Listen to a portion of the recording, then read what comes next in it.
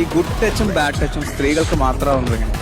നിങ്ങളുടേത് മാത്രമാവണമെന്ന് പറഞ്ഞു കഴിഞ്ഞാൽ അത് എന്നും എന്താ പറയാ, നമുക്ക് ആൺകുട്ടികൾ പീഡനം അനുഭവിക്കുന്നതിനെ കുറിച്ച് നിങ്ങളുടെ സമൂഹത്തിൽ നിങ്ങൾ കണ്ടിട്ടില്ല.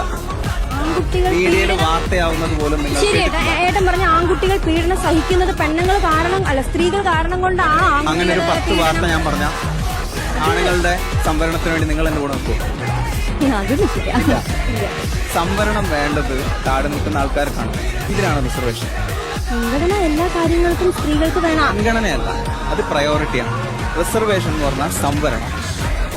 സംവരണം മീൻസ് ബസ്സിന്റെ കാര്യം മാത്രം എടുത്ത് പറയാം. ഒരു ബസ്സിൽ കയറുമ്പോൾ സ്ത്രീകൾക്ക് പ്രത്യേകിച്ച് സീറ്റുണ്ട് ഇല്ലേ? 25% സീറ്റാണ് ഒരു ബസ്സിൽ സ്ത്രീകൾക്ക് വേണ്ടി മാറ്റി വെച്ചിട്ടുള്ളത്. പക്ഷെ സ്ത്രീകൾക്ക് വേണ്ടി മാത്രമല്ല മാറ്റി വെച്ചിട്ടുള്ളത്, സ്ത്രീകൾക്കും വൃദ്ധജനങ്ങൾക്കും വികലാംഗർക്കും. ഞാനൊരു ചോദ്യം ചോദിക്കട്ടെ. ഭിന്നശേഷിക്കാരായിട്ടുള്ള ആളുകളെ പോലെ അല്ലെങ്കിൽ വൃദ്ധരായിട്ടുള്ള ആളുകളെ പോലെ കാണേണ്ട ആളുകളാണ് സ്ത്രീകളെന്ന് നിങ്ങൾക്ക് തോന്നുന്നുണ്ടോ?